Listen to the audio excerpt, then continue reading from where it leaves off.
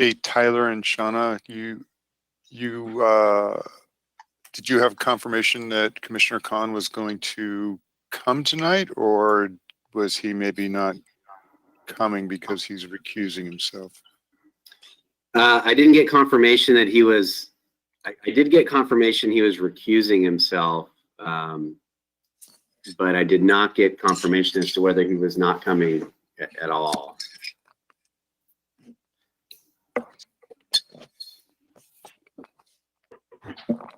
My sense is that since the item he's recusing himself from is now the only item on the agenda, that's probably a likely possibility.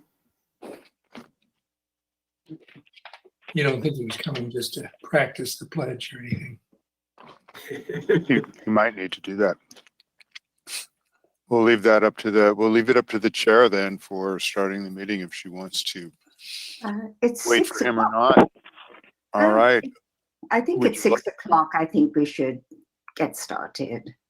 All right. I will go ahead and hit the start broadcast button. You'll get the nice little countdown and we'll be off and running.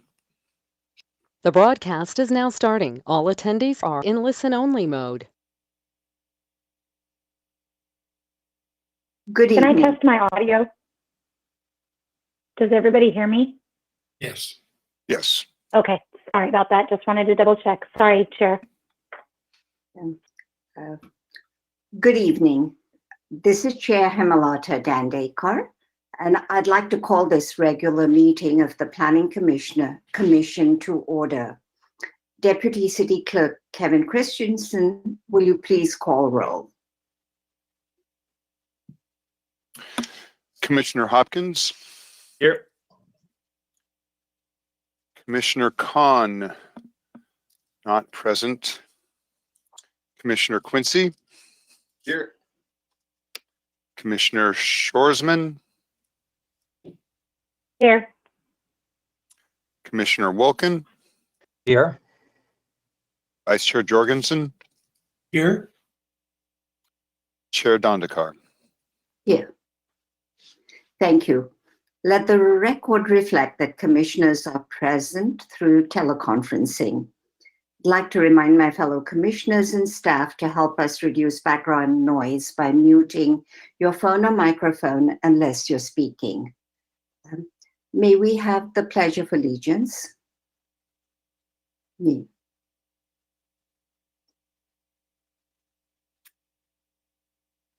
Please join me.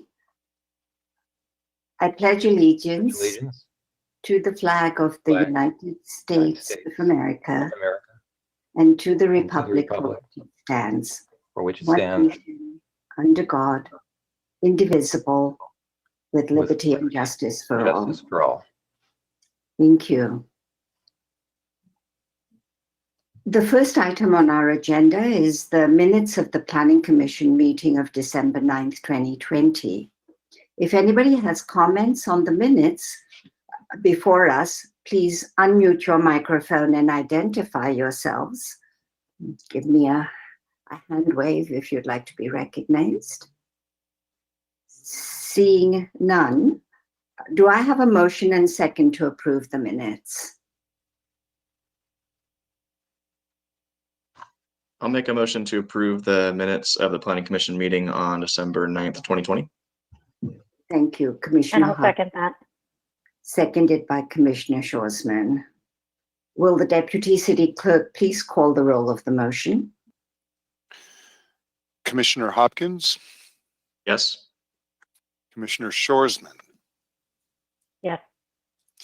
Commissioner Quincy. Yes. Commissioner Wilkin. Yes. Vice Chair Jorgensen. Yes. Chair Dandekar. Yes. Motion passes. At this time, we'll hear any public comments for items not on tonight's agenda.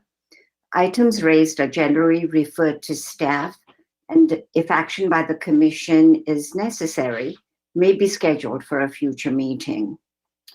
As you can see on the screen, participants of the webinar may submit a question containing their name and the item number they wish to speak on. Once public comment for the item is opened, your microphone will be unmuted and you'll have 3 minutes to speak. Deputy City Clerk, do we have any public comments for items not on the agenda? I see no people asking to speak on items not on the agenda. Thank you. Any court challenges to the action taken on public hearing items on this agenda may be limited to consideration of only those issues raised in the public hearing or in written correspondence delivered to the City of San Luis Obispo at or prior to the public hearing. If you wish to speak, please give your name and address for the record. Please limit your comments to 3 minutes. Consultant and project presentations are limited to 6 minutes. The second item on our agenda is a public hearing item to review a project located at 533 Broad Street.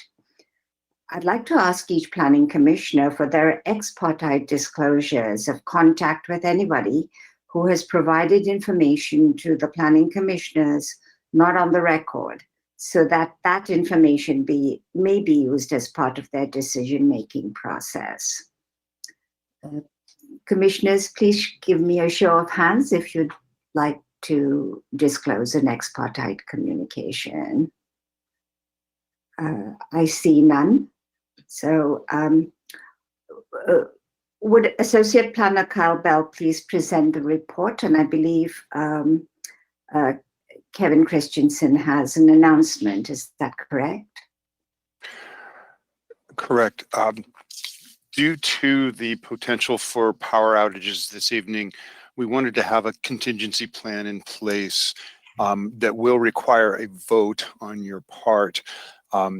And that is to, if the power fails and we lose a quorum, so we might have a power outage in multiple areas around the city, and if we lose up to 3 commissioners, then we would not have a quorum and we would not be able to take action on the item in front of you.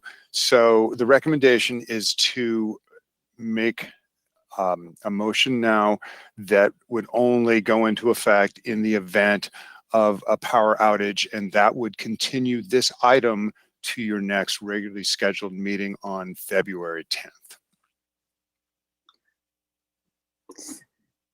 Commissioners, do I have a motion and a second on this? Sounds very sensible to me. I'll move to do exactly what City Clerk Kevin Christian just advised. So motion made by Commissioner Quincy, second. I'll second. Commissioner Wilkin. All in favor, say aye. Aye. Aye. Kevin, that's sufficient, I think, right? A voice response. All against? Abstaining? The motion passes. Going on to agenda item 2, would Associate Planner Kyle Bell please present the report? Thank you. Kyle Bell, Associate Planner with the Community Development Department. Today we are actually going to have our consultants from SWA provide the presentation. Kevin, could you help me make sure that they have access to video and the PowerPoint presentation? Cassidy would be the one that's going to be controlling the presentation. Working on it right now, almost there. Thank you. Kyle, would you mind speaking up a bit? I'm not getting very good sound. Oh, sorry about that. It might be on my end. Our consultants from SWCA are going to provide the presentation for the project at 533 Broad Street, or the North Broad Street neighborhood park. And so Kevin is helping me set up SWCA. There we go. Cassidy is on. Cassidy will be providing the presentation on behalf of the project, and staff will be available for questions after the presentation. Cassidy, I will go ahead and transfer over the controls to you, and you can take it away. Awesome. Thank you, Kyle. Good evening, everyone. Chair Dondakar, commissioners. My name is Cassidy Williams from SWCA Environmental Consultants, and I will be presenting this evening the North Broad Street Neighborhood Park project. And we're actually going to begin with a brief overview of the project history and background, which will be provided by City Engineer Chelsea Klepper. So I will hand it off to Chelsea to start us off.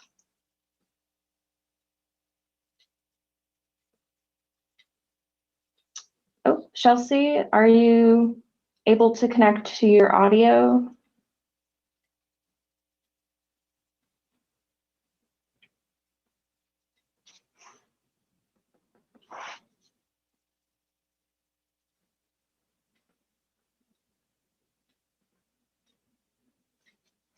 This is Deputy Clerk Christian. It looks like Chelsea's self-muted at this time. Oh, it looks like she just went offline. Okay, I can give a brief history of the project as well. So I think maybe I'll just do that. So just to give a little background on this project, the need for a park in this area was identified through public outreach. And it was also identified in other documents such as the general plan and park and recreation master plan. Additional public outreach was conducted prior to the project being reviewed by the Parks and Recreation Commission, and direction was provided by the City Council in the 2017-2019 financial plan, which led to the project being included in the 2018-2019 supplemental budget. This budget adoption allocated funds for the design of a neighborhood park at 533 Broad Street. Oh. Can everyone still see the presentation? Okay, good.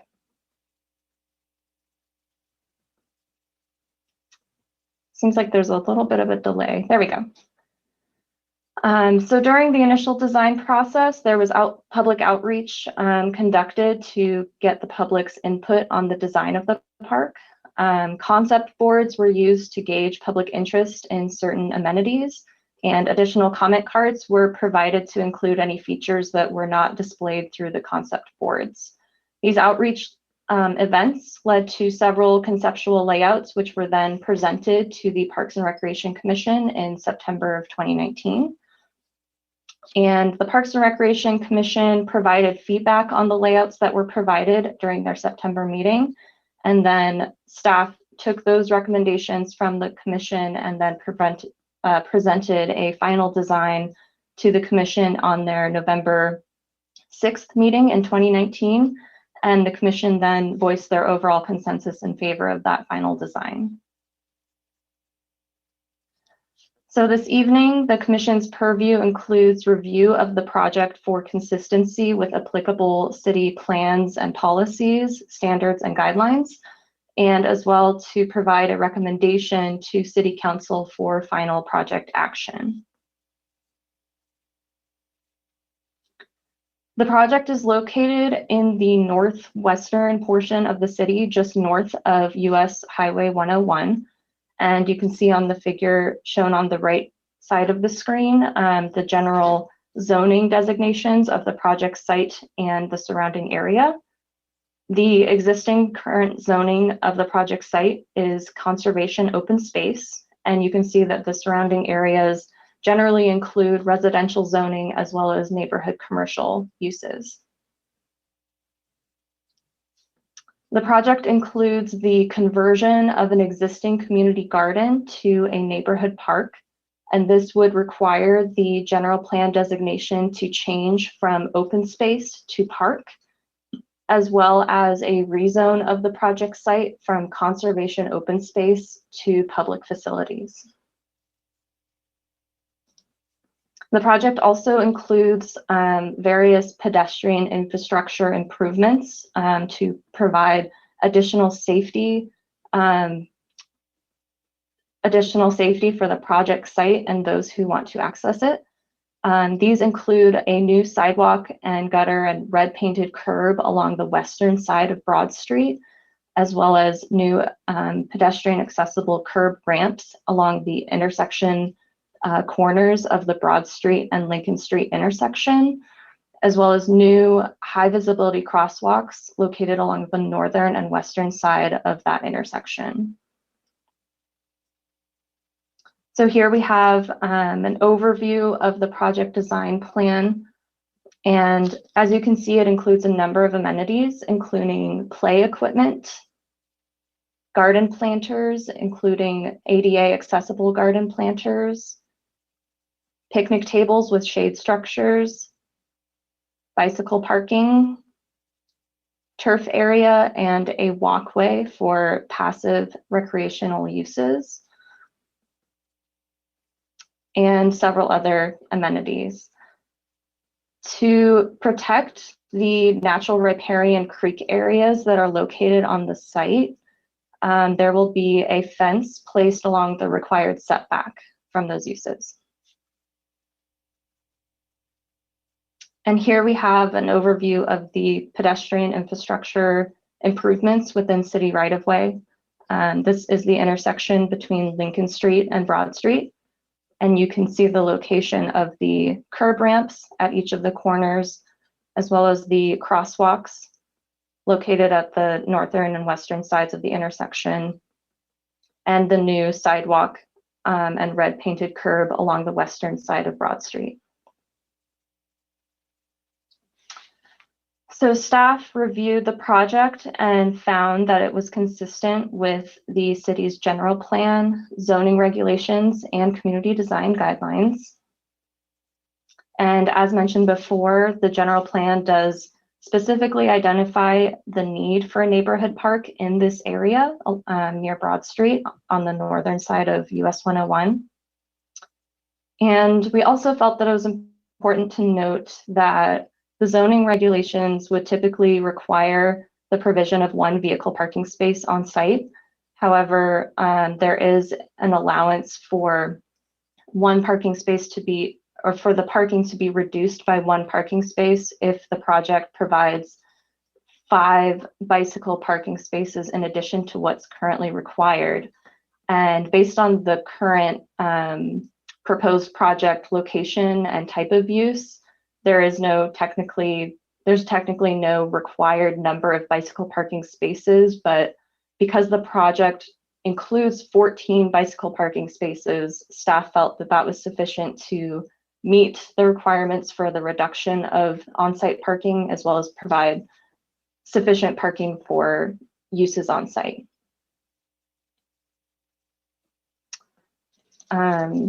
So an initial study was prepared for the project in accordance with the California Environmental Quality Act, and it was determined that all potential environmental impacts from the project could be reduced to less than significant with mitigation. Therefore, a mitigated negative declaration was prepared for the project and circulated between December 24th, 2020 through, oops, sorry, lost the screen there, through January 2021.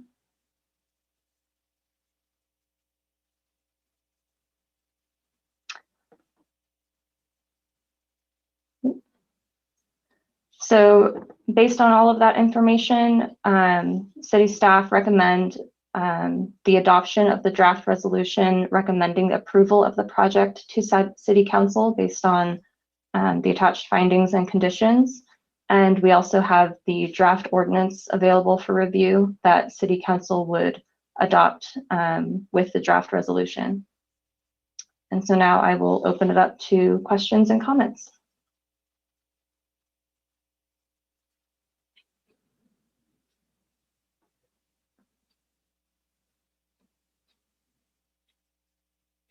Sorry, you caught me. Kyle, were we going to get an overview of the design from someone on staff?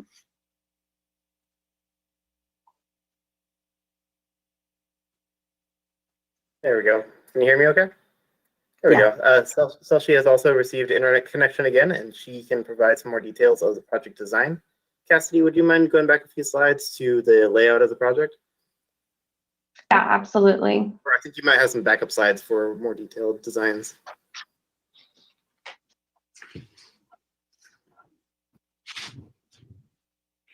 Let me figure out how to go backwards. Oh, there we go.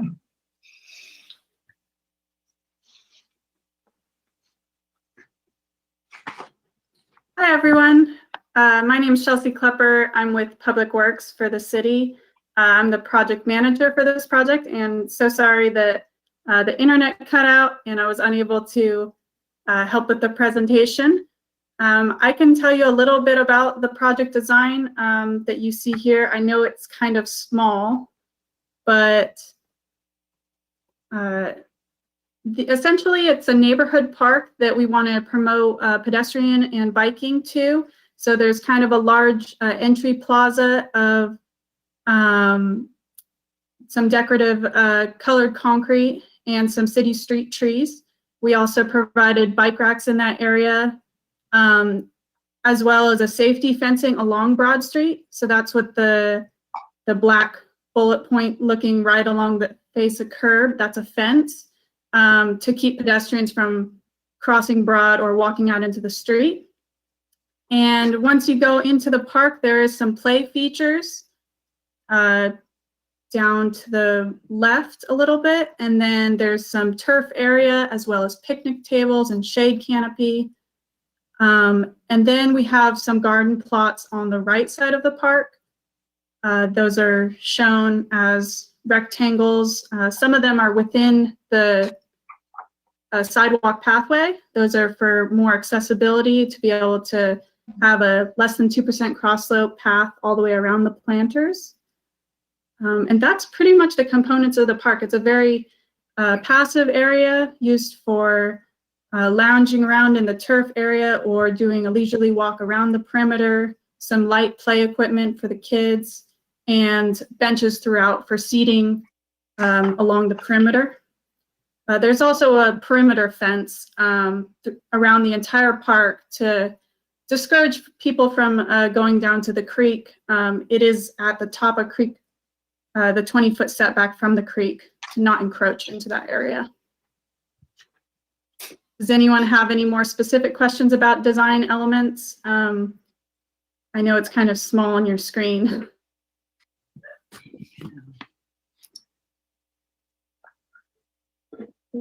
There's also some cornhole, the beanbag toss game at the bottom portion. Commissioner Jorgensen has a question. So is this intended to be a dog-friendly park? I do see there are some zero-waste dog stations placed, but how does that play out as you think about the design?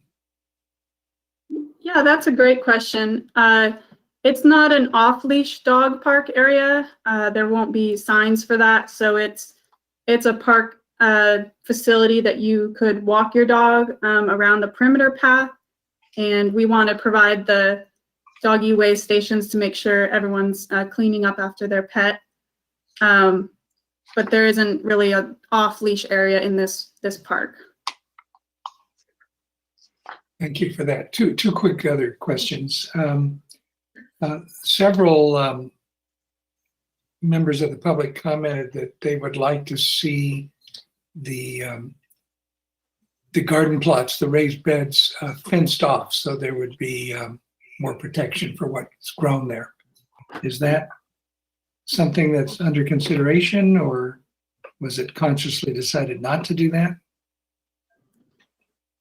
Yeah, that was something we thought about in design as well, and we did incorporate a small fence between, kind of separating the garden from the play turf area, so it kind of makes a little bit of a backwards S curve following that turf area, and that's just a kind of decorative fence to keep kids from running all the way across the grass into the garden area. There's no set boundaries around each individual plot.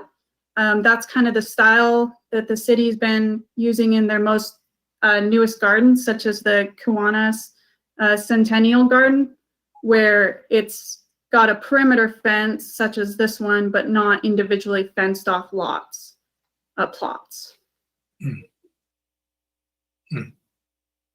The older ones still have fences, but I see. So they're moving away from that.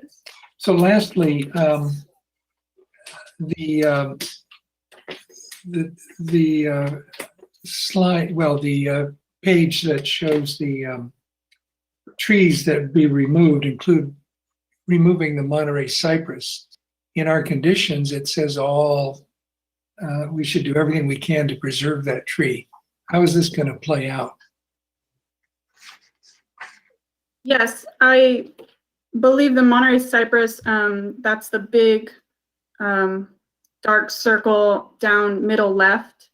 That one I believe we'll just keep within the design based on the feedback from the mitigation measures. It's not really in our way. It does have a large tree canopy, and we were trying to get the oak trees a little more sunlight, but we are still removing a small tree next to the oak that's kind of centered in that next to the grassy area. So we're fine with keeping that tree. It wasn't vital to the design. It's within the creek setback.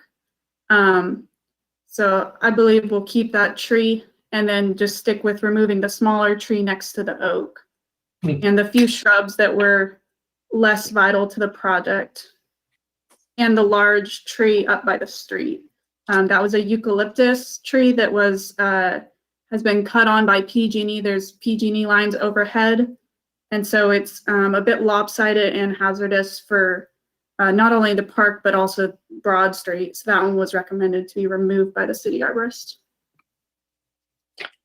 Well, good. That's helpful. I can see there's lots of issues always in balancing sun and shade as one of the major factors there. Sounds like you're thinking about that. Thank you. Do other commissioners have questions of staff? Commissioner Wilkin, and then Commissioner Schwarzman. Okay, thank you. So I'm just trying to understand how the sidewalk that would be extended from the corner of Broad and Lincoln hooks up to the project site. So at the top left-hand corner of the screen, I see that barrier fence, the 42-inch barrier fence, and then and on the other side, on the park side of that, is the concrete plaza, right? The colored concrete plaza. So where does the sidewalk, if you were walking from the corner of Lincoln and Broad, where does the sidewalk hook into this site? And I presume it connects into the plaza? Yes. Yeah, I can answer that here, or if you wanted to hop in on that one. I think Cassidy's got the right idea with showing this view. So from the corner, we have a match line here. Some of this portion of sidewalk will be replaced, probably up until right about below Broad Street, where it says the words Broad Street, and then the rest of it's actually compliant sidewalk. So that sidewalk just continues on to the next page, and you enter the park right along the sidewalk. So Cassidy, if you go to the next slide, or back a slide, I guess. On the left side, the sidewalk just continues straight into this plaza. So there's no gate below that. Sorry, Cassidy, with your cursor. So you go right through the, right below, right there. That's the connection point. So there's just sidewalk that you just walk down. There's no gates to get into it. You just funnel to the right to this park entrance. Okay, all right, I think I see. And so that 42-inch barrier fence, does that go to the property line or just about to where the creek is, right? Yes, it goes about to the property line. So we didn't continue it in front of the neighboring property. It was just for the park frontage. but it kind of Okay. funnels people to use the sidewalk down to the corner. Yes, okay, that's good. I was a little concerned because of the removal of the on-street parking, and actually the cars kind of serve as, right now, they would serve as a kind of a buffer between the pedestrians and the street. But I think the barrier fence serves that function well, so I like that. Let's see. Another question had to do, I guess, Commissioner Jorgensen already asked about the fencing. So as I understand it, the planters that are proposed won't be completely fenced, right? They'll still be open, partially open to the rest of the park, right? That's correct. That's correct. Okay, I did see a letter that raised concerns. I think the writer of the letter was implying that there were concerns about vandalism, and so that was a reason for wanting to see the fencing. And finally, does the city? I know that in the staff presentation there was mention of public outreach that identified a need for a park in this area. Does the city have any survey data showing how well used this park might be by residents in this area? I'm not That's sure a great about. question. I'm not sure about that, so I'll open it up to Chelsea or Shauna Scott if they have any additional information on that public outreach survey results. Yeah, I'll touch on it real quick, and then if anybody has anything else to add. So the need for a park in the North Broad Street neighborhood area was a concept that's been in the works for years. And it started with the budget process, as most of our projects do. And it was discussed about where to put the park. And this lot was the only piece that opened up in the general vicinity because of how built out the North Broad Street neighborhood is. There was no other accessible vacant land. There was potentially other people's opinions that we should try and buy up more land and create a bigger park, but this was the only piece that we could do now with the budget. So with the 2018-19 supplemental budget, that was before that budget adoption was when the public outreach was being done to talk about 533 Broad, and they did receive support to putting a park there. I don't know if they had actual survey data for it. But then once we began the design, this is where I was going to talk about our public outreach. We went out to the site and talked with many neighbors about what they'd like to see in the park, and that's how we got to the design that we have with the passive area, and the minimal play equipment, and then mostly a lot of benches and shade structure to go for a leisurely walk. So maybe Devin looks like he might have some more information. But hi, everybody. It was mostly public outreach done before the budget process. Yeah. Good evening, commissioners. My name is Devin Highfield. I'm the recreation manager with the city of San Luis Obispo, and I've been working closely with Chelsea on this project for the last couple of years. So as was noted in the presentation, this was identified as a major part of the master plan that was done in 2001. So the residents of the Broad Street area have been wanting this park for quite a long period of time. So basically, since I was in my role since 2015, both myself and the former director of Parks and Recreation, Shelley Stanwyck, had been meeting with a group of citizens who were really just wondering where this park was. So we did a lot of research onto a lot of the parcels around the area. And I think identified a couple of parcels that were potentially available, including reaching out to the church on Foothill Street, since they had that large park area. They were not interested in it. And so when our search for parcels kind of turned up nothing, we then turned to city-owned properties, discussed it with some of the neighborhood groups that we'd been meeting with, and they all came to a conclusion that this was better to have a park than not have a park and utilize this area for it. So as we did mention before, we did do a lot of public outreach, both at the Lincoln Deli. We did send out about 800 notifications to the Broad Street neighborhood, letting them know that we were going to be there at that time period. We got about 75 people interested in coming to it. We also did outreach at our master plan and element update public workshop that was held in September of 2018, and got a lot more feedback on it as well. So definitely having the natural setting. A lot of people just want a space that they can walk to and be able to congregate and have essentially mini block parties there. So that's why the area was chosen. And yeah, Parks and Recreation did go through a couple different scenarios with the parks and came up with this great product you see before you today.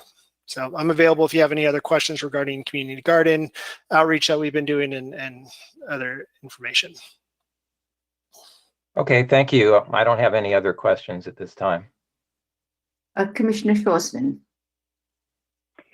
Yeah, we received some public comments asking about lighting and being concerned about the current, I guess, inhabitation by homeless people. I'm not sure how else to put it, but that it's frequented by homeless people right now. I'm sure that's a common problem with most of our neighborhood parks at this time. But just wondering if any consideration was given to the inclusion of just security lighting, if nothing else, but to make the area a little more visible so that if there is undesirable activity going on there, at least it, lights tend to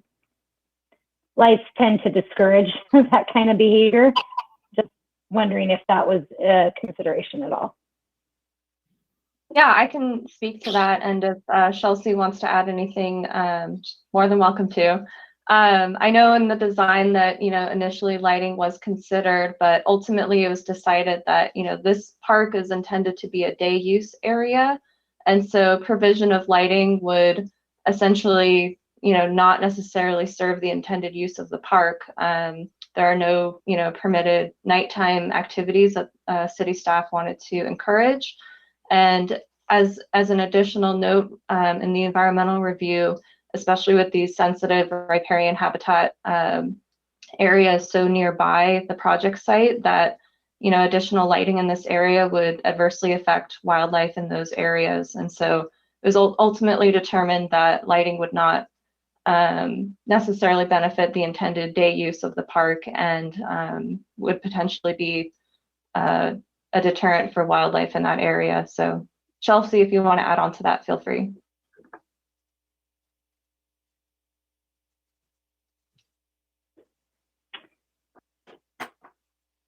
She's not adding on, so I'll assume that she doesn't have anything else to say.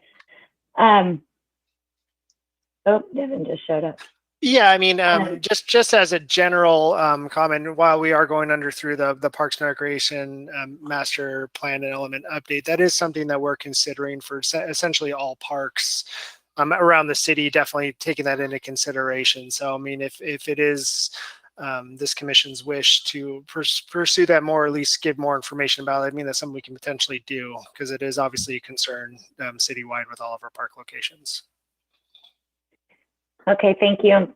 I had one other question, real quick, about the garden boxes. I had spoken with Kyle about this earlier, and he had implied to me that maybe the design layout that we were seeing was possibly not the most current, and there had been maybe possibility of having even more than the 12 garden boxes, the 3 handicap accessible ones and the 9 regular accessible ones, that maybe there was consideration of putting even more. It was something that was considered, but ultimately this was the design that Parks and Recreation Commission did approve to move forward. There's currently 15 plots out there at the moment covering the entire area of North Broad Street.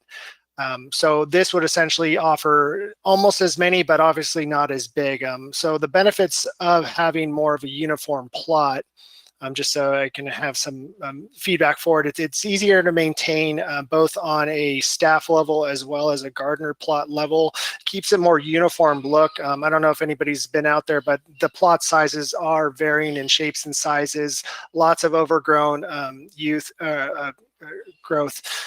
Some of the stuff that we have seen at the Kiwanis Garden is some people have actually fenced off their individual plots within the box area. So it is a possibility for gardeners to still put up some sort of protective fencing, especially if they have vegetation that they don't want anybody else to access.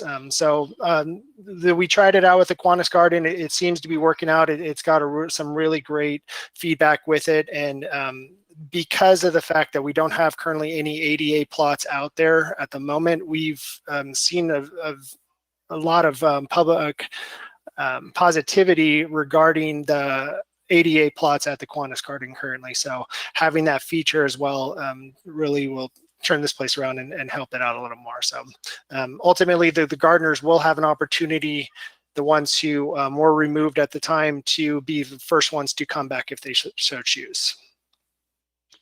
I can also add on to that, that the design that you're seeing on the screen right now were the 50% design plans, and that since then there have been a few modifications that have been made with the 90% design plans, and that did include the addition of, I believe, 3 additional garden planters. So there would be a total of 15 garden planters provided on the site at this time.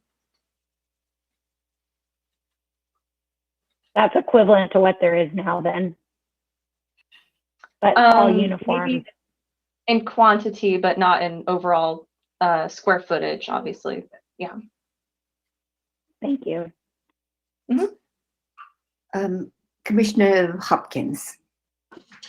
Thank you, Chair Dandekar. So I think for my first question, sort of going off Commissioner Shoresman question about the lighting maybe taking a slightly different tact. Have we known if there's been any homeless outreach done to the folks on that site, I guess as an alternative, or if service providers are aware that folks are there, just as a, maybe a more compassionate option for folks who don't have anywhere else to go?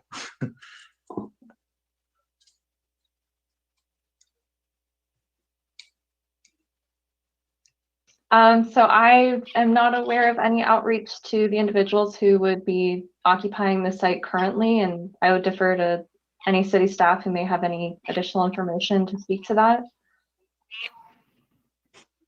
I'm back again. Sorry, the power keeps flickering.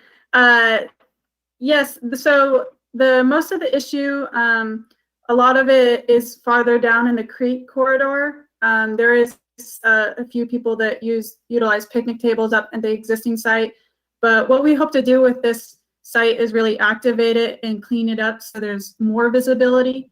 And the park rangers are always helping us patrol areas such as the creeks, as well as our parks maintenance staff. So if there's illegal activities happening, that's when we normally get involved.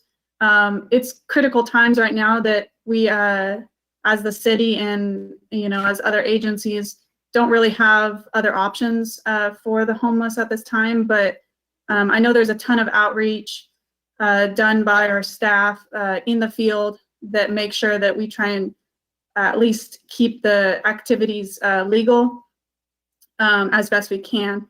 And once we activate the site with the park, we're going to really open up the visibility from this whole area. Right now, you can kind of not even see to this limit line because of how much dense vegetation there is. So I'm sure there's going to be a lot more outreach once we open it up and are able to see all the activity going on. I'll let Devin add anything he has to say to that.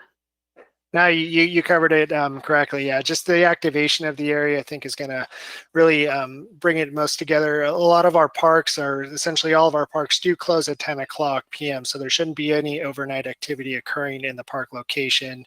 And if there is, usually the non-emergency dispatch line is called and the police are brought out. But it just is definitely going to help control a lot of the uses that happen in there, having this designated as a park.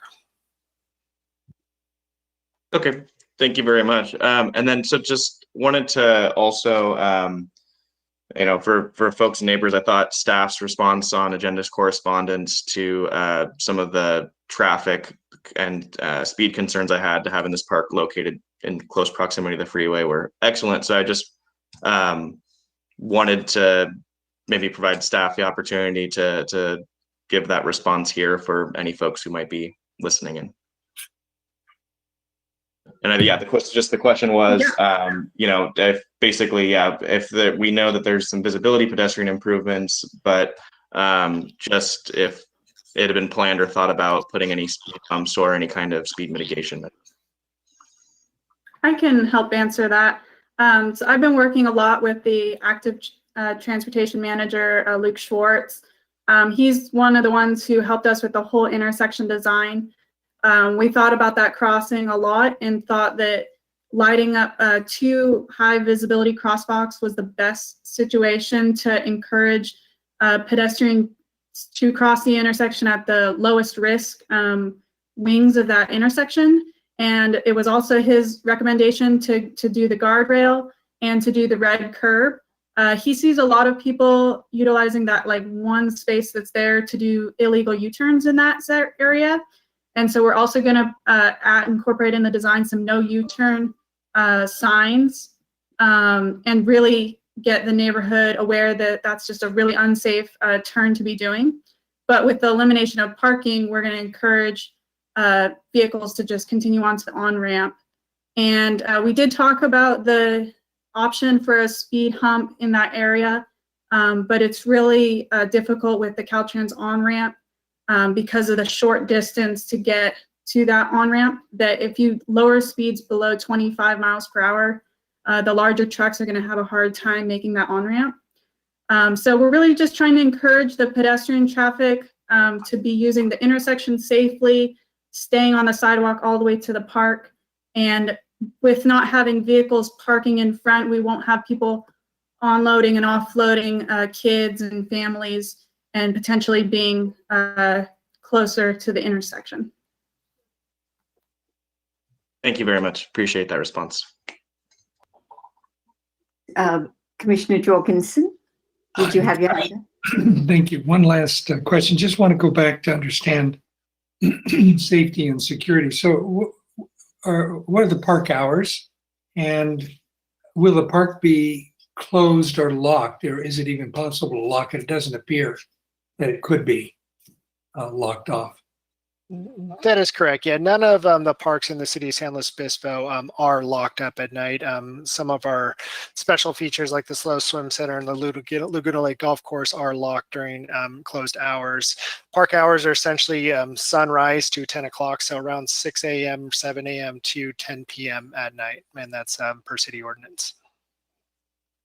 And the lack of lighting isn't relevant to that closing time, then I take it.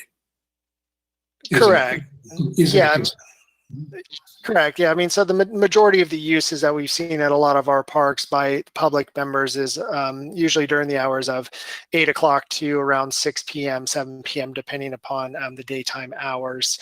Unless there's a special feature there, like say French Park, which has pickleball courts, there's usually people there prior to 8 o'clock attending those ones. But strictly being a neighborhood park with very few low impact amenities, typically the hours are usually around 8 to 6, 7 o'clock for high use periods.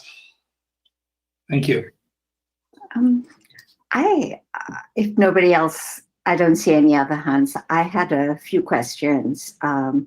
This park is in my neighborhood because I'm in the Anthem area and I use this on and off ramp all the time and have visited the community gardens sort of over the years.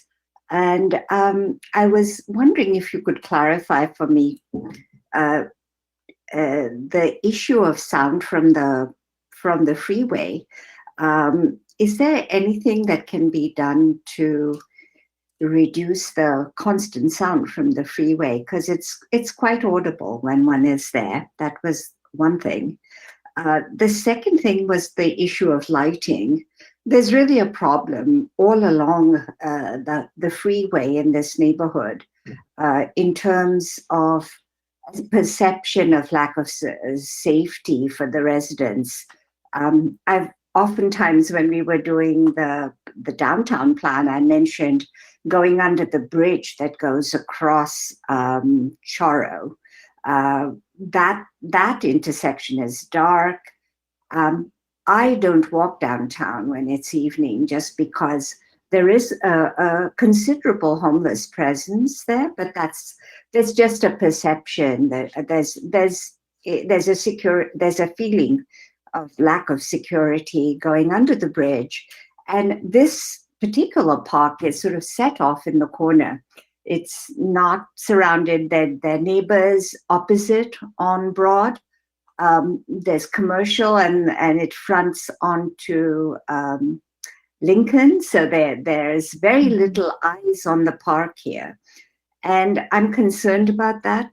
I definitely think that there should be some consideration of lighting, but in a way, neighborhood parks work best if there are people all around them. And I understand you couldn't find a proper location, but I think the Anthem Park is a really good example of how a park, actually smaller in area than this one, is used all the time because of the eyes on the park phenomena there. So I'm concerned. There's the culvert that goes under Lincoln is a site. It's enclosed culvert, and there's a great deal of, at least in the summer, I think a number of homeless people will sleep there. I have a friend who has a house at the other end of the culvert, and she has talked to me about the fact that it's a sheltered place, and so people tend to congregate there. If it's inclement weather or it's too hot, that's where people sleep. So I think that the safety and security and the sense of comfort is a very important part of this. And I would like to hear a little bit more about the sort of lighting issue, and also if there's anything. It's so near the creek also that at least in the summer, it's every time I've been there, it's been very mosquito laden. It's not a clear sight. So how are you dealing with some of these issues? Because this is not the ideal site, but we do what we can. Yeah, so there was a lot there, but you did mention, a concern about noise from the highway. So I think I'll address that first. In preparing the environmental review for this project, we did look at that very closely. The city's noise element establishes a maximum noise level for outdoor activity areas for neighborhood parks at 65 decibels and 70 decibels for playgrounds. And based on the information that we have available, in the land use circulation EIR that was prepared, I believe in 2014, the entire project site is within the mapped 70 decibel contour of US Highway 101. But we also know that per the city's noise guidebook, that the presence of dense vegetation, just like the riparian corridor in between the highway and the project site, reduces the noise levels by 5 decibels. And so we concluded that, existing noise levels are essentially right at that level of allowed noise for this land use. And so I think that at least for the environmental review, we concluded that the project would not exacerbate any existing noise levels in the area, because the majority of people accessing this park would be accessing it by walking and biking, and any additional vehicle traffic would be not enough to trigger a noticeable change in noise levels. But that is something that we considered for the users of the park. And so in our document, we also noted that the city has a noise element policy that kind of breaks down, each of the noise control measures that could be implemented. And so although it's technically not required, the city could have the option to install a planted earthen berm to kind of create a more natural looking, noise barrier in between the highway and the recreational use area, if they so choose. And that could be an option for consideration to incorporate into the final design. And Chelsea, I don't know if you wanted to add anything to that. Cassidy, I just wanted to just ask you a quick question, because we had another project, the senior housing project, further up, but also close to the freeway.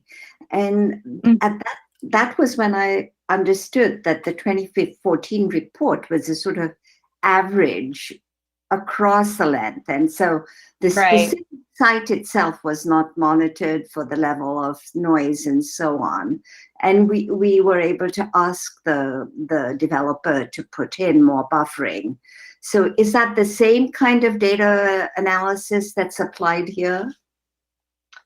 That is correct. There was no site-specific measuring of existing noise levels. We relied on the information available in the 2014 Land Use Circulation EIR, which uses, as you mentioned, an average. And so that's why we were able to kind of, evaluate the site and look at, take into consideration that dense riparian vegetation that, acts as a natural sound barrier between those two uses. I just want to comment, though, as a resident of the area and person who sort of has been around there, the acceleration of the cars as they get on, it's a very small on-ramp. It's really hazardous. And there's quite a bit of noise of cars that sort of, and I have to accelerate sometimes because suddenly another car is right on me.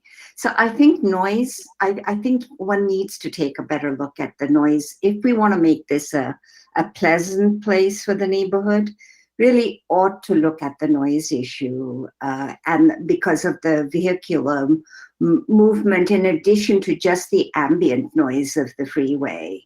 And if there are some design elements that can be brought into play, I think they would be really beneficial. I'd also maybe add to Cassidy's statements that we're also planting an additional 30 trees on site. So we're going to kind of, as we're cleaning up the on-site, we're going to kind of fill it in with additional trees throughout to provide a little more buffer. Some of those trees are planted within the top of creek setback, but we really can't put any structures in that setback. So any sort of like walls or berms wouldn't be allowed in the setback, and then you're really encroaching into the design of the park, and there's just such limited space on it. So we are adding a lot of vegetation, lower scape than an actual sound barrier, but that is something we incorporated into the design as well.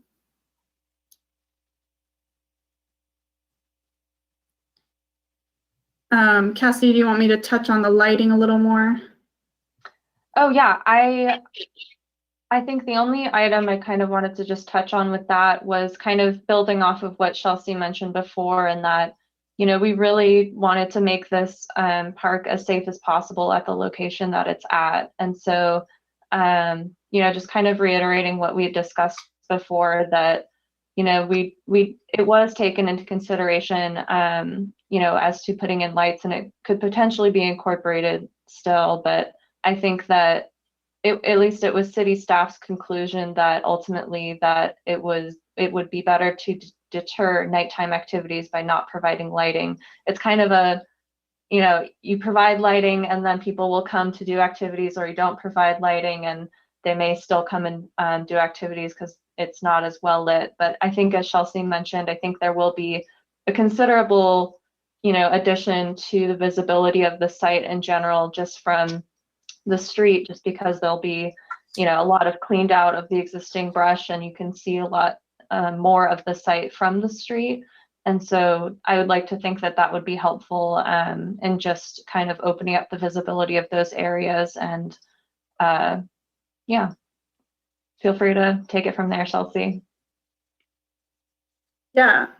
Additionally, if you're talking about street lighting specifically, like the neighborhood, walking from the neighborhood to this park, we do often get requests from residents to add pedestrian lights along the street frontage.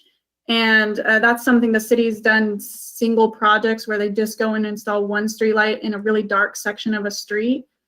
With this instance, we didn't consider it as part of the park because we're not necessarily asking people to walk to it in the dark because it's not going to be lit. But the if there's like an intersection that's too dark, that's something that's high on like the active transportation list, and they actually are trying to fill those requests, you know, and do single projects. So I know like on they recently completed a project where they just went and installed one street light. So it can become a project later if there's certain corridors that are too dark. I know you mentioned underneath the bridge. I know exactly where you're talking about. Like that would be a separate lighting project. Another thing we thought about with this design was just cost, and the lighting didn't seem feasible for the size and the amount of users at the park.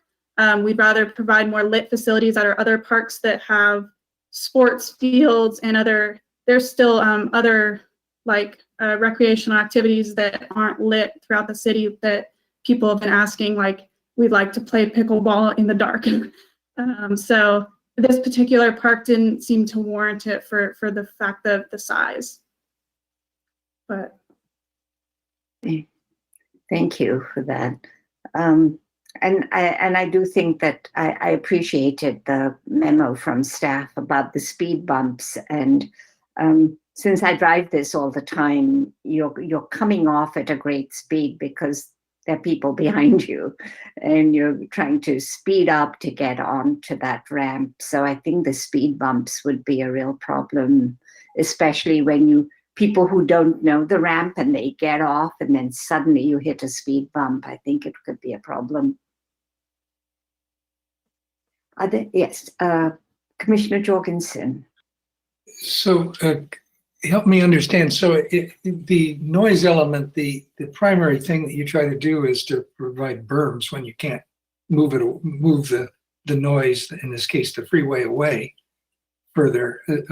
Are you saying, I'm asking this question of, I'm not sure which staff person, but I guess from Public Works, that there really isn't room for a berm in this relative to the creek setbacks and I'm sure the Caltrans property and all of that. Is that correct? That there's no way to put a berm in?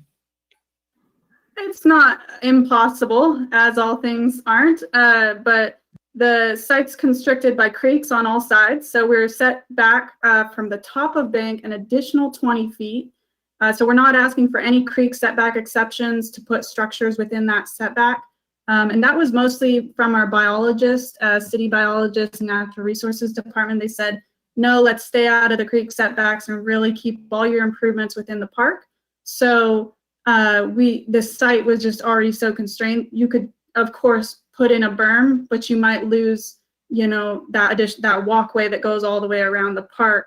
You just got to think of all the features and how it would push and shorten constraints. And we do have a fence there too. So, potentially maybe the berm could act as a fence, but I would think you'd want the noise wall to be a little bit farther from your actual elements so that you don't get people jumping on it if it's like a vegetation berm. So it just wasn't considered in the design because the noise thresholds were below the requirement for the park, and with users only spending a couple hours at a time there, they weren't going to be there, for long sports events, even like full games, soccer games or basketball games. It's probably a less short duration use park. But you could put a berm if you wanted to. It's just a matter of what features do you include within the space you're given. And I take it water features that certainly could create some sound are not in favor these days. They have to be built, they have to be maintained. They can be an attractive, but they certainly do block some sound. Yeah, water features aren't too well received by our parks maintenance staff. They tend to have a lot of issues with water lines breaking and tampering with them. And just water usage, trying to be conscious of what we do. And we are putting in a small amount of turf. And I know some users said that's too much water, but reducing the amount of garden spaces is actually, we're conserving a bit of water there because that water usage isn't very well monitored. So hoses get left on and that sort of thing. But there wasn't any water features proposed with this park. Mm-hmm. Thank you. I appreciate getting this sound element flashed up before us, and I think that you've shown this hierarchy of how to approach the sound issues, and I think perhaps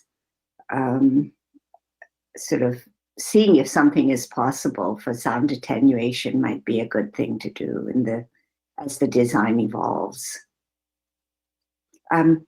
So I think that there don't seem to be any other questions raised by commissioners. Kyle, is there an applicant presentation of this? No, today there is the city is the applicant, so it's just the one presentation. So Canon won't be presenting the design per se? No, we hired them to put the plans together, but we are representing the project. But the next order of business would be to opening the public comments. Okay, so Deputy City Clerk, do we have any public comments on this item? I don't see any comments at this time. Let's just remind the attendees that if they want to make a comment, that they can either raise their hand or they can type a question into the box. And then I'll go ahead and let the chair know that you would like to make a comment. We'll give you about 15 seconds.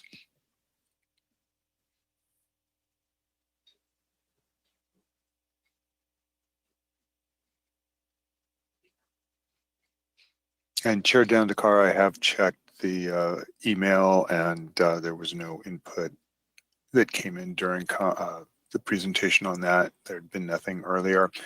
And nobody from the attendee list has raised their hand or entered a question, so we have no public comment. Thank you very much. So commissioners, I bring it back for our deliberations. Commissioner Shorsman. I have a few things that are sort of housekeeping items that I spoke to Kyle about when I spoke to him yesterday or the day before, that are proposed changes to the resolution that are mostly typographical or just things that are off. And he asked me to bring them up here so that they could be entered into the record. There's 3 small ones, so I'll try to get through those as quickly as I can. On page 10, which is basically the first page of the resolution, in the title, the word including is spelled wrong. So I brought that to his attention already. He said he would fix it. On page 11, item 2, the condition number 2 references this project complying with the zoning regulations. It's related to parking. I don't have the exact language handy, I'm sorry, but he and I discussed that, and he implied to me that item should have been deleted because the project doesn't actually comply with zoning regulations because the 1 parking space is being removed. We spoke about the reasoning behind that earlier, and the bike parking that is put in to make up for the lack of parking spot that's going to be taken out. So I would recommend that item number 2 be struck from the resolution. And then the third one is on page 17, item CR2. Kyle mentioned this earlier, but it refers to the applicant. And there sort of is no applicant. The city is sort of the applicant in this project. So I think that probably needs to be reworded to just say that, to just reference the city. And those are the 3 items that he asked me to discuss. The other thing that I would like to say is that my biggest concern, I feel like this park, this location, I think staff and the project managers have done a great job of trying to basically turn a piece of property, sort of making lemonade out of lemons in this particular situation. I think this is, there's all kinds of reasons that this piece of property is not desirable, and the reasons that we've all talked about here. The traffic concern is one of my biggest concerns. I think we can do things like put painted sidewalks or painted crosswalks on 2 sides of an intersection, and it's not going to stop people from playing a game of chicken to run across or walk across the other 2 portions of the intersection. So I would be in favor and would be curious to know if the fellow commissioners would be in favor of some sort of condition added, like was proposed in the staff agenda correspondence. Maybe not speed bumps. I wouldn't have necessarily recommended speed bumps along the Lincoln to freeway on-ramp portion, but I would defer to the transportation managers and active transportation manager for the best type of traffic calming. I would agree that something is necessary there if we're going to expect children and families to use that intersection in that park. We can't expect that they're not going to occasionally cross in that really dangerous intersection. And then I would also be in favor of some sort of condition. I hear all of the concerns about lighting and impact on wildlife and sort of if you build it, they will come almost perspective that if you put lighting, that people will then show up there at times that they shouldn't. But I also feel and empathize with the concern about safety and improper use and wanting to have more eyes on it late at night. So I would be supportive of some sort of recommendation to at least revisit that as the park gets constructed and see what the visibility issues are as the property gets rebuilt, and that causes changes in the visibility just by reworking the piece of property. So those would be my 2 proposed recommendations to add conditions. And that's all I have to say. Thank you. Commissioner Quincy? Thank you, Chair. I'm supportive of the park. My biggest concerns are lighting, security, and homelessness. I think we all know that homelessness is a significant issue that our city is facing and is going to have to deal with in the coming years. I'm fearful that this park could become like what Mitchell Park has become in terms of homeless people living there, and really detracting from what the park was supposed to do, which was be a community park. I walk by there almost at least a couple times a week, and there's no kids running around the park. There's no families congregating, and the hours of operation are doing nothing to stop that. So I think there does need to be a lighting component, and so I'm supportive of that. And I would be interested to hear what the other commissioners have to say about that and how we can incorporate that. But I do think that should be done here. I understand the argument that keeping it dark would detract, but I don't I don't think I'm necessarily buying it. And if I were to live in that neighborhood, I'd at least much rather be able to see what's going on. And if there was activity, being able to at least call it in. Having been familiar and having worked on some homeless encampment cleanup, I know that it's very difficult. You essentially have to offer homeless individuals a place to stay before you can cite and remove, and clean up the area. But I think at least lighting would be a start. So those are my comments. Thank you. Thank you. Commissioner Hopkins. Thank you, Chair Dendekar. So I sort of, on the lighting issue, I hear where I think this is going. And so I suppose, as I work for a nonprofit that provides housing and services for homeless folks. And I suppose my recommendation would be to have some, if we're going to add a lighting condition, maybe prior to that, integrate at first outreach to the county and people who are experienced with homeless outreach first, and to maybe come up with some kind of a service plan or outreach plan that can be done in conjunction with or possibly as an alternative to any kind of lighting addition. I agree with staff and trust staff's judgment on that lighting, and I think it also, it's and no blame here, but we often have band-aids to a solution that's an open wound. And so I think if we could, the service provision would get more to the root of the issue and maybe help folks, maybe even have, they mentioned park rangers, working on the site, or park maintenance staff, maybe having sure that they have business cards for outreach folks that people could call on hand that they could hand out or something like that. I don't work as much on the service side, so I would defer to the experts in our county who are really familiar with the needs of that population. I think, as I've heard from our meetings in the past, everyone here has a heart to do something. It's hard to do something when we don't have the resources, and the problem and the scale is as big as it is. So I would just encourage my fellow commissioners, if we do include a lighting condition, to also, prior to that, at least have some degree of outreach with the county, working with service providers to have the experts guide the discussion there, who are more familiar with how the population operates.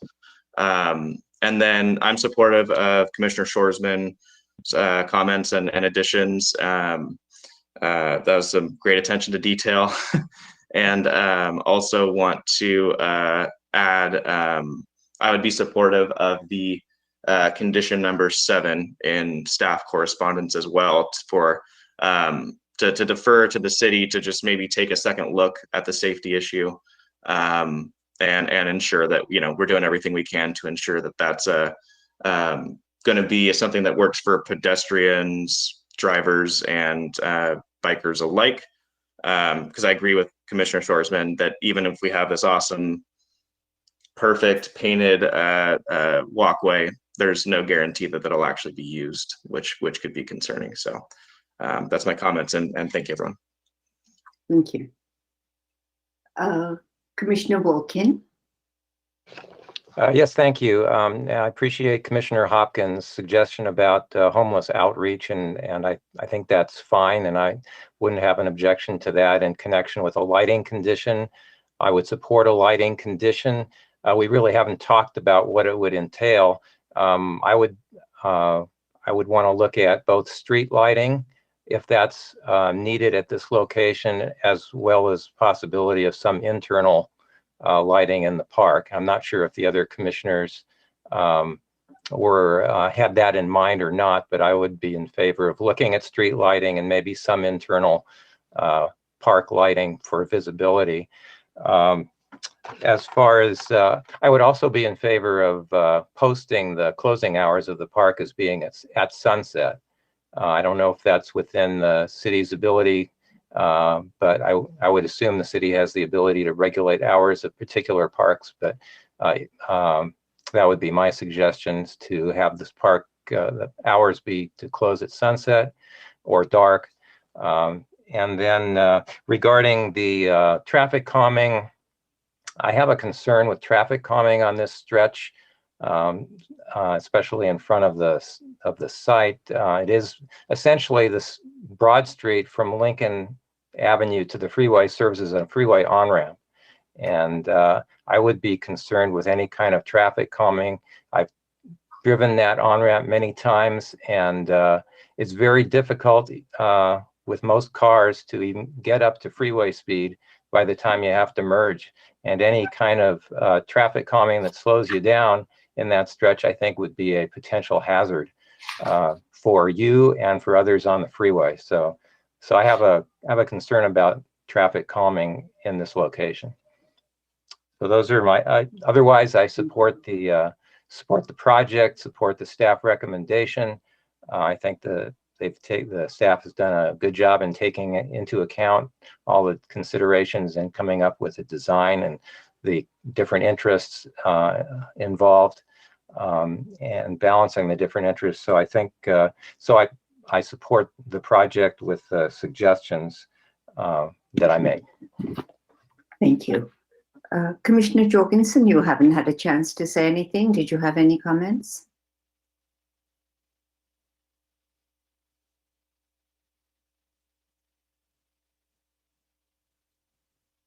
Your mic is off, Commissioner Can't hear Jorgensen. you. Can't hear you.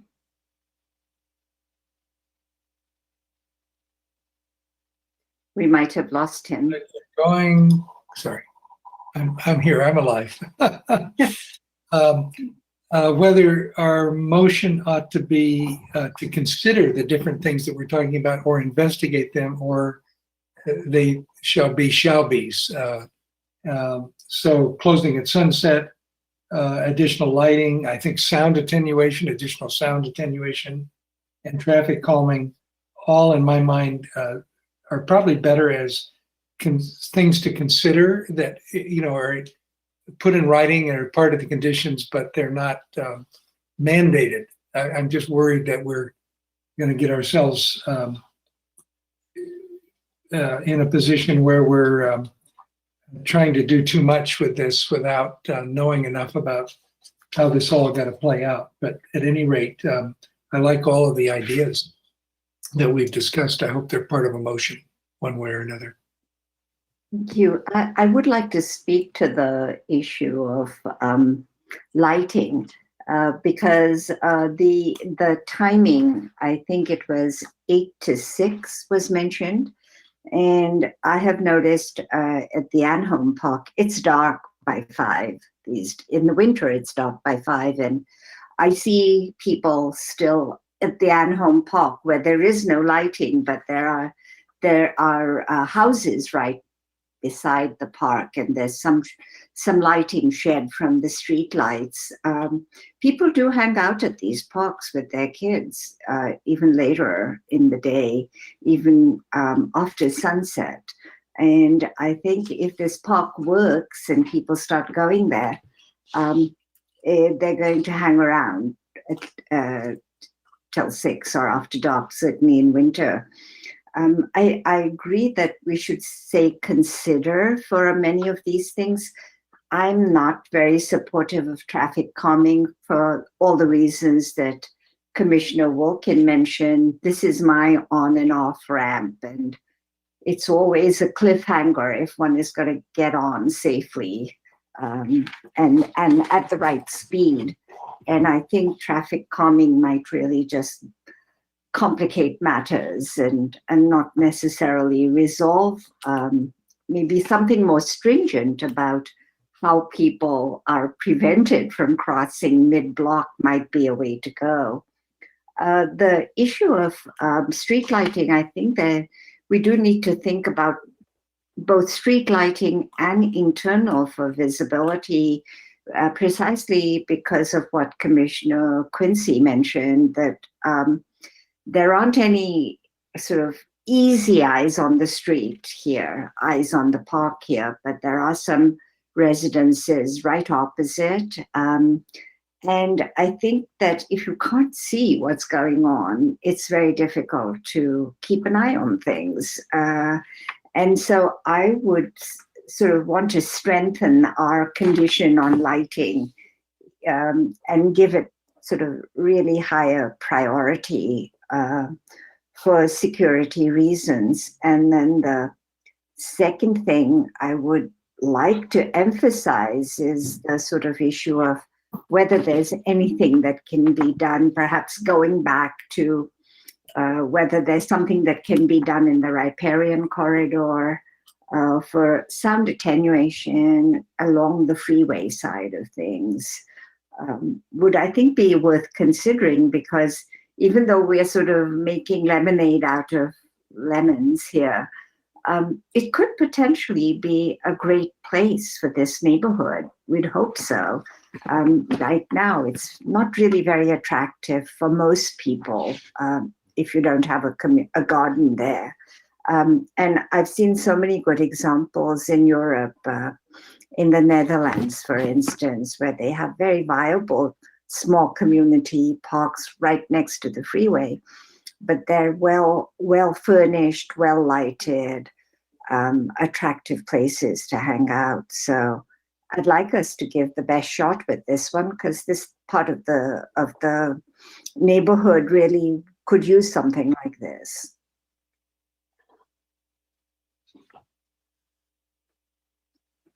Yes, Commissioner Shorsman. I'll go ahead and attempt to make a motion. Thank you. And we'll see where it goes, if everybody's okay with that. I would recommend that we, my motion, I move, sorry, I'll use the proper terminology here. I move that we recommend approval of the resolution with the addition of the proposed language for new condition number 7 related to providing some sort of traffic calming.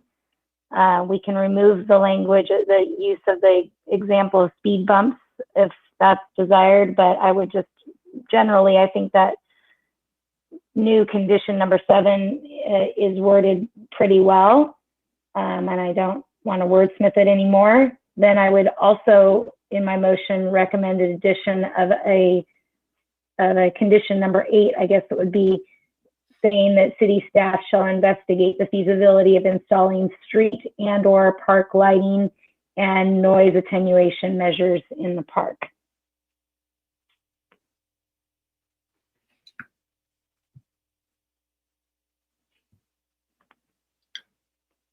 I'd second that, just to get us moving here. Very nicely done. I did have one quick comment about, I'm not sure the issue is actually traffic calming. To me, what I would like to see if I were going to use this park would be some barrier against the sidewalk in the street, a linear barrier. Sometimes on roads you see their little plastic cylinders that are filled with water, or they're done in a lot of different ways, but they have some weight and they would protect people walking to this park.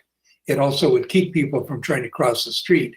They wouldn't be able to, but it might actually, it's not really a traffic calming device, but it actually may be the smartest way of making people feel safe there. We're losing the parked cars there that do provide that same feeling of safety. It's going to be hard for a car on the street to knock the cars out of the way enough to hurt somebody. We don't have that. I support that suggestion, because really there's not much to cross to on the other side of Broad. The logical thing is to go to the intersection, because if you're coming from the neighborhood, there's nothing to really go to on the other side of where the on-ramp goes. So I think some barrier at the street to discourage people from crossing might be something that I would support. Sort of traffic calming seems to me to deal with the vehicular traffic. And I think what we're trying to do is to stop pedestrians crossing at the wrong place. Commissioner Hopkins and then Commissioner Shorsman. Oh, just really quickly, I think staff might be trying to jump in to provide I might have missed that. Yeah, I'll happily defer to staff first to provide any clarification. So Chelsea, were you trying to get in? We can't hear you. Can't hear you. Thank you. Yes, I wanted to reference that we do have a pedestrian barrier. So if you got a chance to see the plan, it's along the whole park frontage. So it's a 42-inch tall fence that will be placed 18 inches off the face of curb. So it's one of those like wrought iron looking fences like you see downtown for all those little cafes that are doing the street, the sidewalk dining. So it'd be a fence that would be along the park frontage all the way till we lose our property line. So it wouldn't continue all the way to the corner, but it is along the entire park frontage. So I'm not sure if you're meaning to add to that a more barrier than that or in a different location, but I did want to reference that that was in the design. Except where you get the bulk, the cutout, right? Where it becomes a sort of semicircular entry area. It's behind that. So along the street, there's a fence and you walk actually to the right of the fence into the little corridor area. I'm not sure if Cassidy can maybe use her pointer to point it out on the plan set. But you would walk, if you were walking towards the park, it would be on your left and you would enter the park on the right in that half circle area. Oh, I see. So the fence would go all the way. Could you go point along that on the plan for us? Yeah, it's just along our property. So from, that top fence, you would actually walk between the top fence and this half circle. So there's a whole barrier, the whole frontage, that line that she's pointing. It's essentially right on the curb. So you wouldn't be walking in the street, you'd be walking on the sidewalk, and this fence would be along the frontage. It helps a little. Yeah, I didn't understand that. I thought that it stopped where the semis. Commissioner Shorsman, does that reassure you? Not really, to be totally honest, because my concern is more about the intersection, and it's both about pedestrian safety and about vehicular speed for me, because if you go back to the slide that shows the intersection, that would be helpful. And I can try and provide more insight on the intersection as well. So the intersection's a four-way stop sign. So there's crossing at all four sides, and we're providing a curb ramp at every single corner. The only reason we're striping two sides is to encourage pedestrians to use those sides, and also because that's where the majority of the residents are coming from. There's only a few neighbors across the street from this park that are going to use that corner. That's the kind of the sweeping turn, but they're totally legally allowed to cross there. That's why it's a four-way stop. That's why when you get off the on-ramp, you have to stop before you make a right-hand turn. So the only other thing I'm not sure what we could do at the intersection to make it safer, because it is already a four-way stop and we're providing curb ramps at all the corners. So I just want to emphasize that it is legal to cross at all four corners. My point is, oh, I'm sorry. My point is that looking at the intersection, you do have people that will be seeing that curb ramp on the, I guess, northeast corner opposite Lincoln Deli, and thinking that they can legally walk across the street towards the park side of the street. But you've got, as you do now, existing, you have really high traffic cars coming off the freeway there, and then cars quickly stopping at the stop sign on Broad and heading towards the on-ramp, attempting to speed up to get to the on-ramp at speed. And so my concern is for people crossing there before they get to this area that's with the boundary of the park. Obviously, as you've described, there is a fencing prohibiting people from walking straight out into traffic, crossing right in front of the park. But I'm concerned a little bit, just slightly down the road from there. I also want to bring up something that that Kyle told me per Luke. I know he's not here tonight, so he can't speak for himself, but that intersection, or not that intersection, but that on-ramp, he pointed out to Kyle, Luke pointed out to Kyle, that people who have stopped at the Lincoln stop sign heading towards the on-ramp, they go through, they stop at the stop sign, then they speed up, typically, as some of our fellow commissioners have expressed, that you have to kind of speed up because you know you're coming onto the on-ramp, but then that on-ramp is a very sharp turn. So people end up having to slow down again. It actually doesn't serve people very well to speed up before they get to that on-ramp. So that's why I'm thinking, I don't know if it's, I wouldn't micromanage what type of calming was put there. Maybe it's bulb outs, maybe it's speed bumps, maybe it's dots, or maybe it's just additional paint to kind of fool the eye into thinking that you shouldn't speed up there. But that's the kind of creative thinking that I'm looking for, and why I was interested in a condition. And as the second, I guess I am the second here, I want to add and bolster Commissioner Shorsman's point that this is about pedestrian safety, and the 42-inch fence, high fence along the property line isn't going to protect people on the sidewalk coming there. And the sidewalk is, I guess I'm understanding, it's really, be nice to have seen a cross section to know the width of the whole Broad Street there, and to know if the sidewalk, how far the sidewalk actually continues. It looks like on sheet 6 of 17, that's on our, it's actually page 32 in our PDF here. It looks like the sidewalk may continue all along. It's really, it's just hard to understand exactly what's going on, but I still think a barrier in the street to protect everyone on the sidewalk is a good idea. And I think it meets what Commissioner Shorsman is suggesting as well. This can still be a consideration, I suppose, or an investigation, whatever verb we want to use. Does staff have any comments?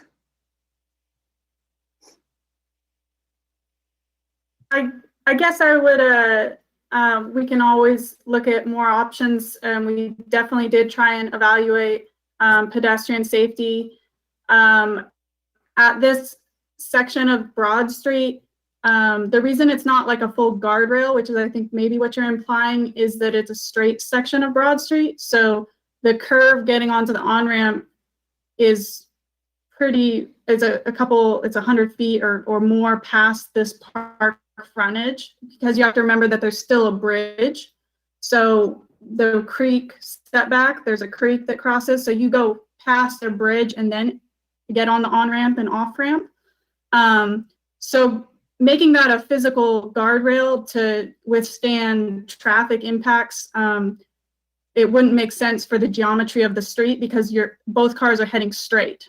So yes, I can see how someone could hop over a fence and cross illegally in Broad Street, or they could come down and cross before the crosswalks and at the intersection. But that's why we didn't make it a guardrail, was because of the geometry of the street. We just made it a deterrent from crossing. And at the intersection, the reason we didn't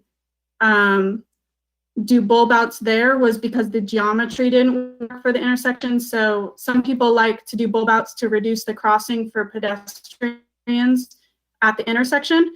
and the existing intersection is just too short to do an actual bulb out because the trucks wouldn't have the turning radius. And another thing to help with the pedestrian crossing at the intersection is restriping all the stop bars at the appropriate distance behind where the pedestrian would cross. So the vehicles coming off the on-ramp, going pretty fast, should be stopping set back farther than where they are now based on the new curb ramp design. But all great feedback, and we definitely did try and look at some of those measures with the active transportation manager, Luke Schwartz. Thank you very much, Chelsea. I think this idea of perhaps paint and paint for all, maybe even all four of the sides. I mean, you have two major crossings, but to demarcate the place where crossing is allowed because people do it and it's at the corner, and holding back the stop to a further back, to my mind, that would help pedestrians. So I appreciate that suggestion. And I would support sort of conditionally saying that staff should look at the safety issues, and sort of traffic calming always sort of speaks to me of barriers on the street. And if that's not always the interpretation, I'm happy to have that wording, but otherwise I'd like to soften what we suggest staff look at. Commissioner Shorsman. Yeah, just one more thing that I just want to mention about. I just want to read the new condition number 7, just to make sure we're all clear what I was including in my motion. It says, city staff shall investigate the feasibility of installing traffic calming measures such as speed bumps. When I see such as, I think that that's just as an example. It could be other things. Along Broad Street between US 101 ramps and Lincoln Street. And then it goes on to say the assessment shall consider current traffic speed, collision data, etc.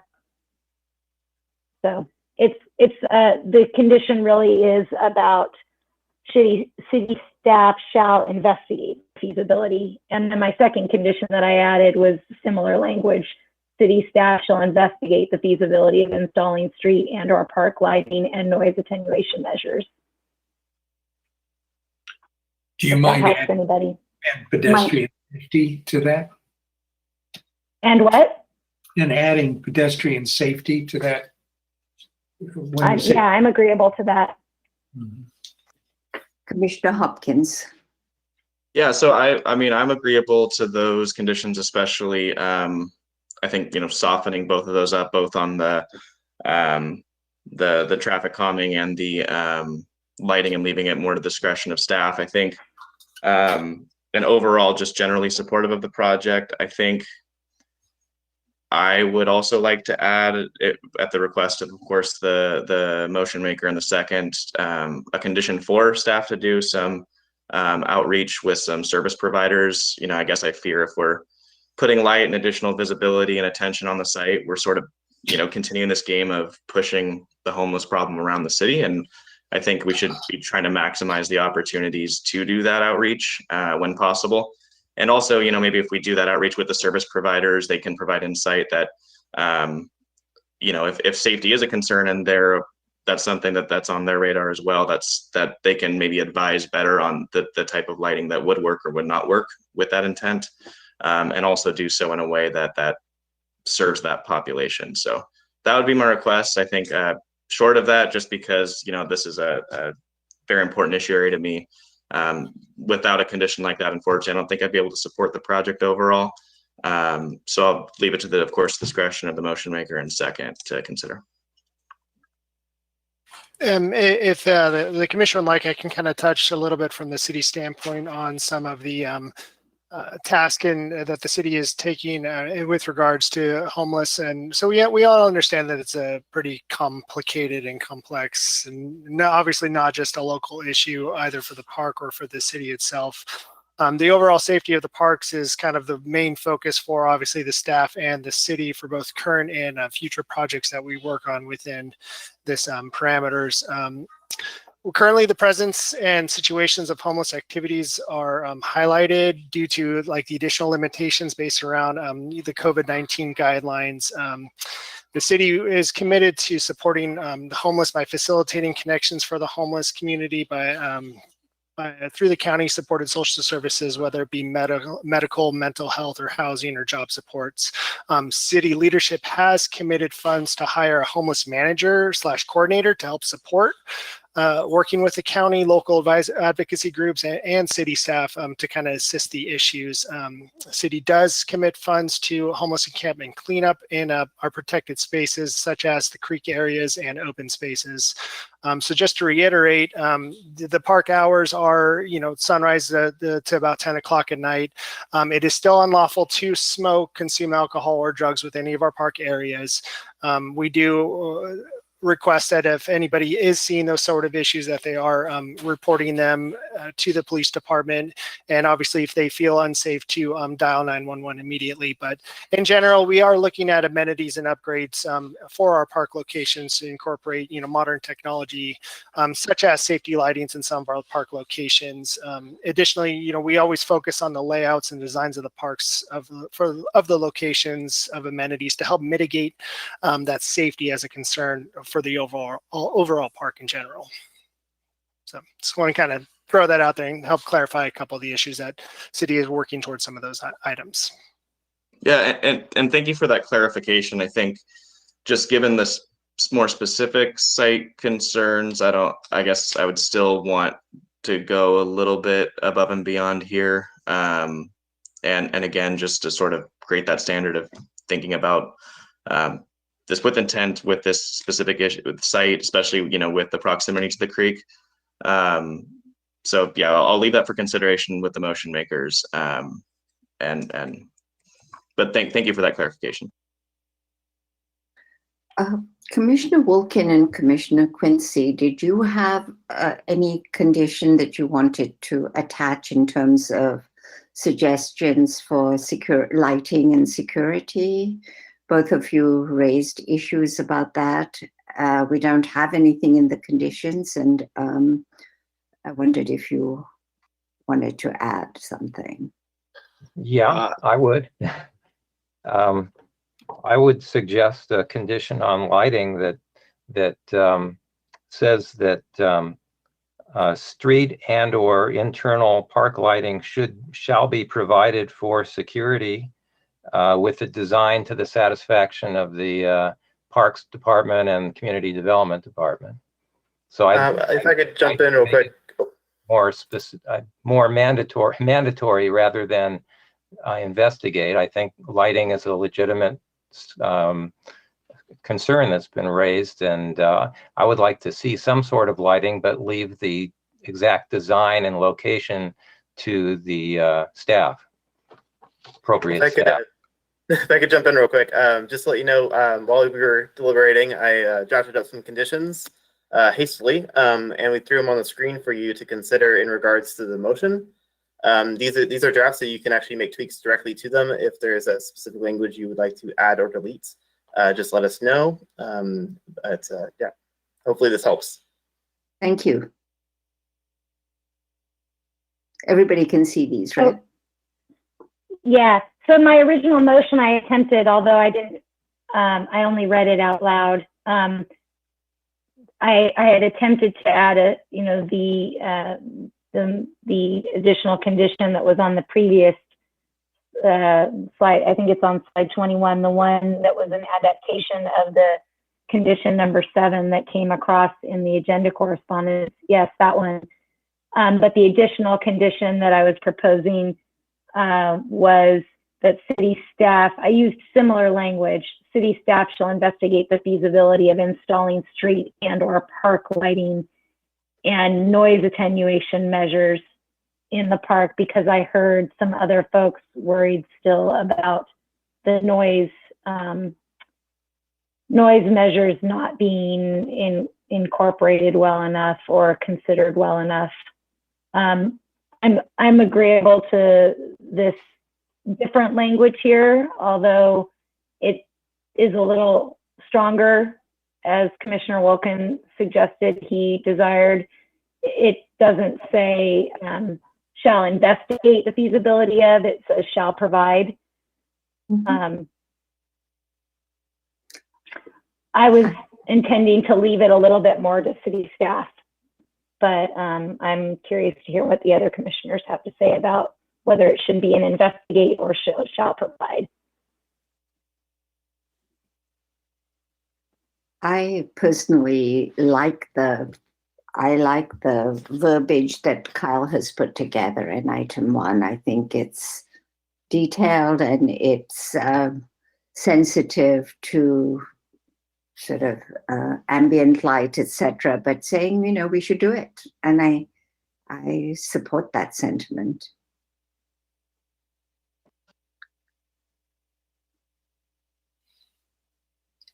I do too.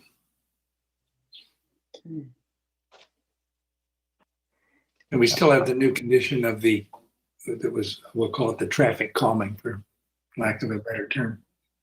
Can someone enlighten me as to how exactly traffic calming is interpreted? Because I'm not a traffic planner, and traffic calming has always seemed to me physical barriers. Is that correct, or am I being too concrete about this? There's actually lots of different things that you can do.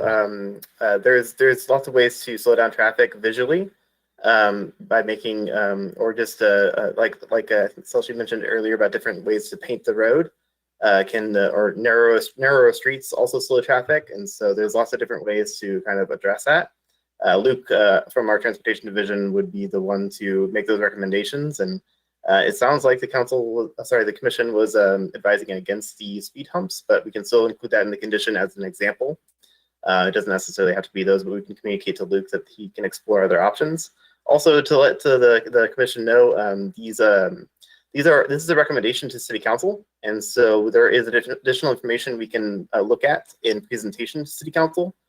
So in specific regards to the concerns about the homelessness and additional information necessary, I would advise that as a strong suggestion to staff to provide additional information at City Council rather than provide as a condition to the project. But other than that, I think any additional changes to make to the other 4 conditions will be fine. Thank you for that clarification, Kyle. I'm fine with this wording if the general understanding of calming is not necessarily just speed bumps.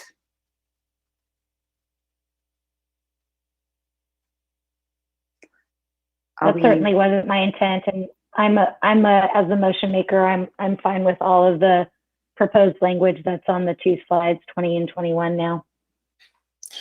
And if I could just add a little bit of clarification regarding park hours. So it's Municipal Code 1220.040-E. Presence in park hours shall be limited, essentially prohibiting between the hours of 10 p.m. and 5 a.m. So that's our municipal code as directed by our municipal codes that we go by. There is a section under there that, so if we do see presence in the park and we've done this before with Mitchell Park as well as Mission Plaza, the director has the jurisdictions to close a park for any determined amount of time for it. So I would say my recommendation would be to keep those hours per the municipal code in order to not have to bring that forward, because that isn't a regulation that we have in any of our other open park areas, not counting facilities. Devin, so are you saying that language isn't necessarily appropriate for condition? It looks like it's just basically citing the municipal code. I don't know that that's really yeah, the municipal code that's being cited right now is actually the authority to close by the Parks and Recreation Director, which is usually more of an intermittent basis and not a full-time municipal code. So I think just having the park hours as noted from 10 p.m. to 5 a.m., which is our standard park hours, I think if we start throwing in specific hours for specific parks, it's going to make it a little bit more difficult for authority to patrol those areas for law enforcement if they have to know that this specific parks is only 7 a.m. to 7 p.m. versus other parks, which are standard hours. hours of essentially 5 a.m. to 10 p.m. So just kind of throwing that out there. Obviously, you guys are more than welcome to make that recommendation if you see forward, and we can work with it or work towards it. Thank you for that clarification on park Absolutely. hours. Happy to be here and help. Because I've seen occupancy at the Anthem Park at all, quite considerably outside the 7 a.m., 7 p.m. And Absolutely. It's allowed apparently. So I would be in favor of not making special restrictions on this one, but it really underscoring the issue of lighting for security and for oversight. Yeah, it doesn't make much sense to have the language that's under item 2 on the slide that we're looking at as part of our motion. I agree. So just strike that, and the conditions that we would be adding would be those under item number 1, number 3, and number 4 of the previous slide. Correct. So if that's acceptable to the motion maker and the second, is there any other thing that anybody wants to add, or are we at a point where we could come to vote on this?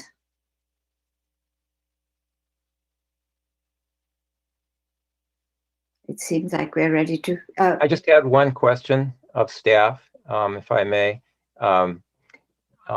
What's the feasibility of extending that barrier fence from the property line where it's shown now towards the Broad Street, Lincoln Street intersection? And might that address some of the concerns we've been hearing about people crossing the street, crossing Broad Street in the wrong location?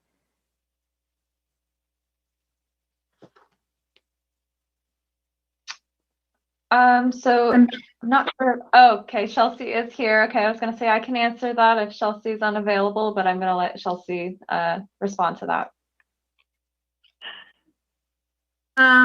Yeah, we did think about that a little bit, but it seems pretty restrictive to do that for the business that's located on the corner. So that is a commercial space, and they do have street frontage windows and want to show their signs, and a 42-inch fence is it's kind of appeasing to their look. And we don't do it in any of our other areas of town. The downtown area that installs these, they're for those businesses. So unless it was, encouraged by the business, there's really no precedent for it. It is our frontage, but it is our right of way, but it is their, business and frontage. So that would be the concern from us of doing that to that business. And there is only that one business there on that side, correct? I mean, so where the fence stops, then you have the building and the activities of the building there. Yeah. Yeah, it's just the one building and then the creek bridge and then the park. So the fence goes about, pretty close to the creek bridge. Okay, I was thinking of extending it up to the building, for example, and not so it doesn't block the building. But that's fine. Thank you for that.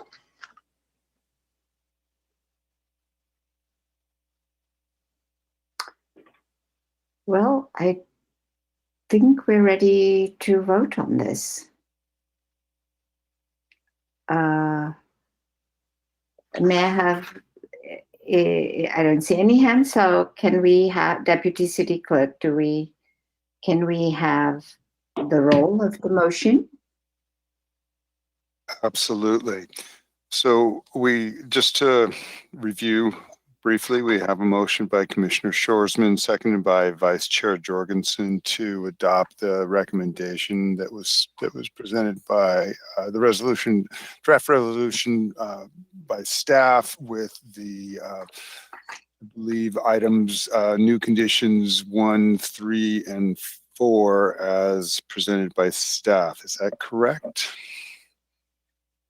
Yeah. 1 through Correct. 3. Yes, 1, 3, and 4. Mhm. If I could Great. jump in real quick, Kevin, I believe there was Commissioner Shorsman also provided some suggestions for changes to the resolution earlier in the discussion this evening for some clerical edits. I don't know if those will be included in the motion, but I have all those notes and I can provide that to you, Kevin, after the meeting. Excellent. So with that addition, then that is what the roll call vote will be for. Commissioner Shorsman, Yes. Vice Chair Jorgensen, Yes. Commissioner Hopkins, Yes, and just again, thank you, Kyle, for that point of clarification. Commissioner Quincy, Yes.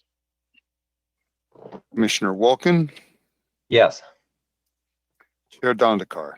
Yes, Motion passes. motion passes. Thank you, everybody. Very, very good discussion. As you probably all know, the next item on our agenda has been held to a time uncertain. And so we are at the point of asking if there is a staff update, I believe, correct? All right, thank you, Chair Dandekar, all the commissioners. Thanks, great to see you guys. First meeting of 2021. Our next meeting's on February 10th, and we have a couple items scheduled right now. First one is an appeal of a 3-story single-family residence with an accessory dwelling unit. It's located at 1321 Garden Street. Some of the appeal issues are around the building height and an associated roof deck. And so you'll be seeing that one, as well as a project at 862 Aero Vista. This is a new 37,000 square foot office building. It's in the business park zone. The use would be a medical office building, so there is a use permit associated with that. And there is an associated environmental document that's due to a drainage area that's located on the site. And so those are the 2 items we have for February 10th. Looking out, I don't have the details, but we do have a couple different projects that we're scheduling for the 24th. And when we have items tentatively set kind of in March as well. So we have a pretty full schedule, but not at this time more than a couple items per meeting for the next couple meetings. Thank you very much for that update. So the next regular meeting of the Planning Commission is scheduled for Wednesday, February 10th, 2021 at 6 p.m. via teleconferencing. This meeting is now adjourned. Thank you very much, everybody. Thank you. See you. Thank you all. Thanks.